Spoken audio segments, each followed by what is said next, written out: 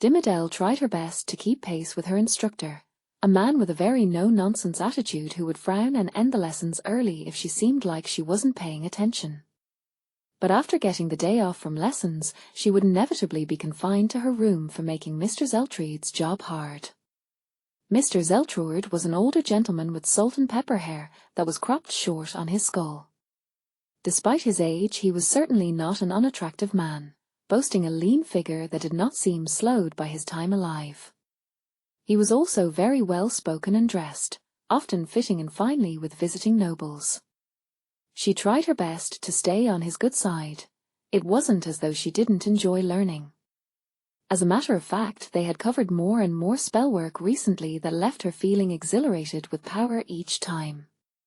She could still remember the very first time she had learned a spell that wasn't a nursery rhyme, and how proud it made her feel.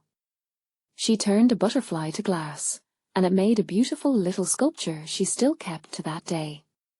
Today's goal was not something she was going to be excited to do, however. Something she could almost tell by the look on her instructor's face. "Well, Princess Dimmadel, you understand that we both have magic, yes?" Mr. Zeltrude said expectantly. "Yes, sir. Because we're witches, right?" She replied, knowing his next question would be why do we have magic? Which, in full honest thought, she didn't know. Why did witches have the natural innate ability to cast spells when other species had to try so very hard?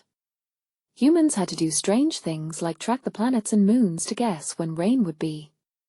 Whereas witches could simply cause the rain to cease or start when and how they wanted. Then there were the elves, who had some slight magic but nothing a human couldn't accomplish save for a few tricks here and there. Most of what the elves had came from their relationship with the Fae kinds of the world. Certainly the Fae were capable of great magic, albeit of a very different vein than a witch. Yes, but there's more magic out there than us. A lot more. For instance, did you know a princess has the magic to dispel animal curses? I'm sure you've heard the tale of the Frog Prince. He said, pausing to note if he had lost her. He saw her nodding carefully, if a bit apprehensive, and continued. Now imagine the opposite can be true. Imagine if a princess could transform an ordinary frog into a man. That is a power that you and only you hold, the power of the servant transformation bestowed only to the female heirs of the royal lineage. Follow me, he said before turning and leading her to the pond near the castle. He did not stop to note the bewildered face of Dimmadel, who nonetheless followed, struggling to keep up with his longer strides. Mr. Zeltrude walked up to a stump where he had a cage containing 3 different creatures. A frog, a rabbit, and a tortoise. Choose who would be your first subject if you would please your highness, he said, gesturing to the cage. Still wearing her befuddled expression, she hesitantly pointed to the rabbit. Mr. Zeltrude retrieved the rabbit, who was bucking wildly and trying to shove off with his feet, until he touched the rabbit's forehead and sent a spell of calming through it. You need not kiss the animals on the lips, luckily I might say, just a kiss anywhere will do. And you have to say these words, serve me well. Afterwards the creature will become a person with a role most representing them as an animal. For example, if you would, he said, holding the rabbit out to her. She gingerly held him and pecked him on the cheek, and whispered, "Serve me well." Suddenly the rabbit began expanding magically and blurred until it became a man with a scout's uniform and powerful legs for running. He knelt before her and spoke. "Hello, Your Grace. I apologize for my prior reluctance. I was unaware of many things as a rabbit and now I can see much. Thank you, Your Grace. Have you any tasks for me?" The man said in a deep, charming voice. He had an impressive mustache that resembled the ears of his bunny form and a kind and warm face. No, sir. Thank you, though." "What might I call you, sir?"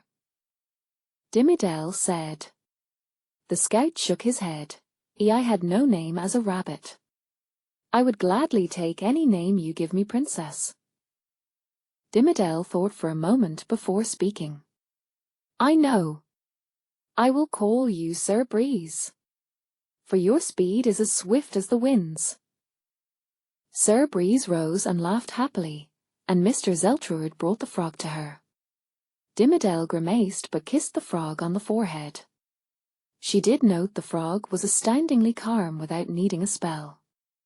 The frog expanded into a lithe woman with packed muscles like wound coils. She had beautiful long black hair that came down to her hips and sultry lips paired with beautiful green eyes.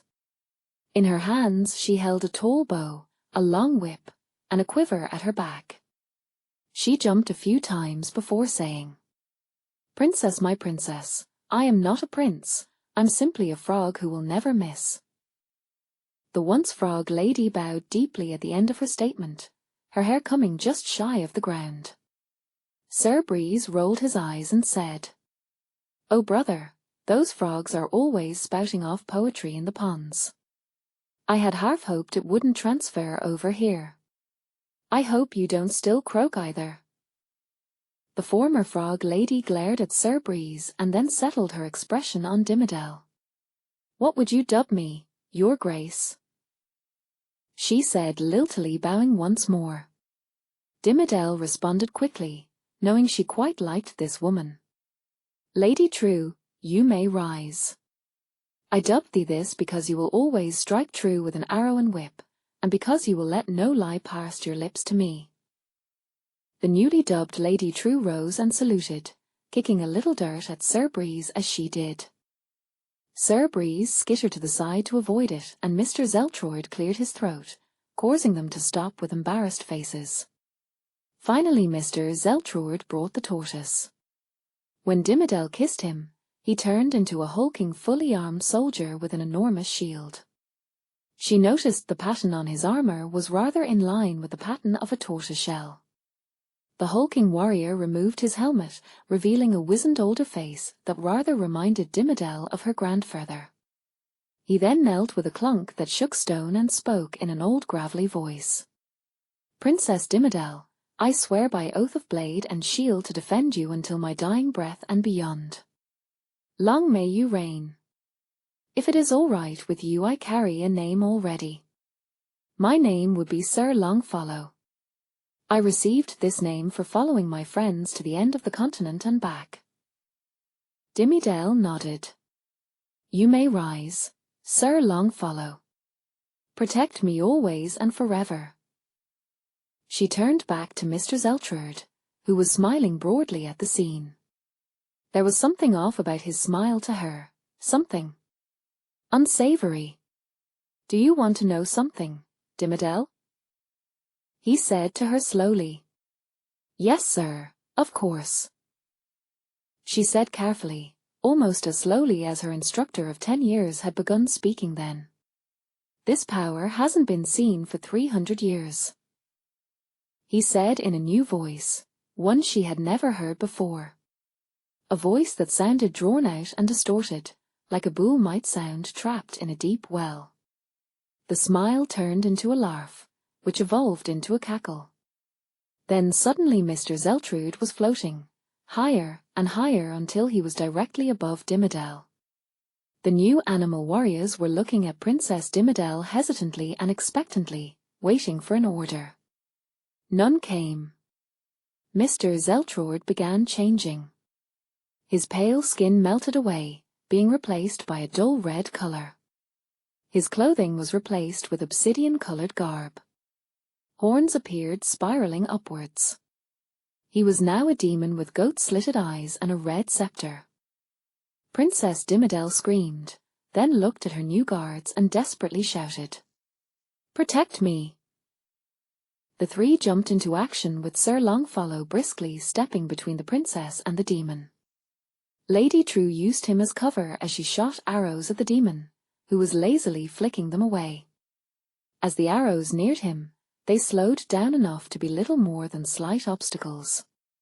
Sir Longfollow gruffly shouted, "Get the princess to safety." To Sir Breeze, who grabbed Princess Dimmadel bridal style and began running toward the castle's safety. As she left, she saw the demon laughing before he killed Lady True, ripping her in half after she tried to restrain him with her whip. After that, all she saw was Sir Longfellow draw a humongous blade and face the demon, at which point her view was eclipsed by the walls of the keep.